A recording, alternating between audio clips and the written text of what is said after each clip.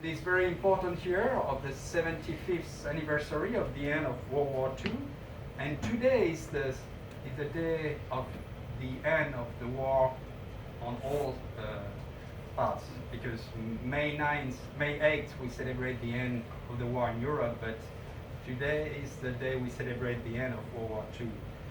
And when I shall present the Medal of the Legion of Honor, the most prestigious French national order, to a most commendable American veteran of World War II. So, the history of this award stems back to 1802, after all French orders of chivalry were abolished during the French Revolution. And in 1802, Napoleon Bonaparte, who was then the first consul of the First French Republic, instituted a new order, the National Order of the Legion of Honor. This was meant to reward civilians and soldiers who had achieved great things in the service of France.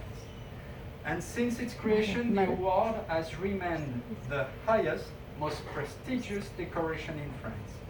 And it is given solely as a recognition of merit or bravery, being open to men and women of all rank and professions. A few years ago, France decided to follow a more active policy of awarding this medal to the American veterans of World War II as one more symbol of our strong friendship that has endured for centuries. A friendship that was forged in Yorktown, Virginia, on American soil more than 230 years ago.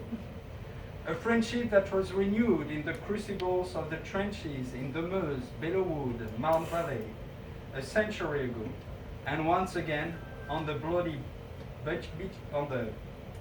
beaches of Normandy, on which you went ashore on June 10, 1944, or during the terrible winter of the Battle of the Bulge.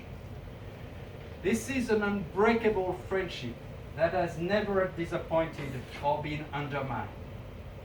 More than 2 centuries after France's engagement in the America's Revolutionary War, this brotherhood between our two countries endured. Side by side, we are waging the difficult battle against radical Islamism. The quality of the cooperation between our two armies has reached unprecedented level. And even at this time of unprecedented crisis, our two countries never stop working together to address the challenges. Not surprisingly, a very significant number of those veterans were found here in Texas, were identified here in Texas. Because Texas has a long tradition of fighting for freedom and standing against tyranny. Also because this state paid a very heavy toll during World War II.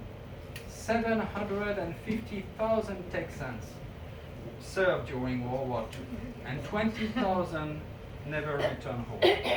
More than 1.5 million troops were trained in Texas before being sent to the battlefront.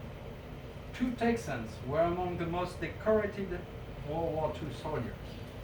And D-Day started with the most famous "Okay, let's go" emanating from General Dwight Eisenhower.